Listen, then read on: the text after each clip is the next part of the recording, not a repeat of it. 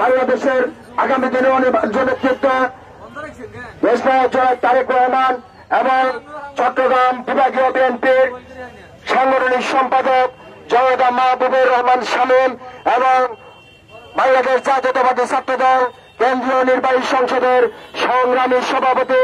জনাব রাকিবুল ইসলাম রাকিব এবং সংগ্রামী সাধারণ সম্পাদক নাসির উদ্দিন নাসির সহ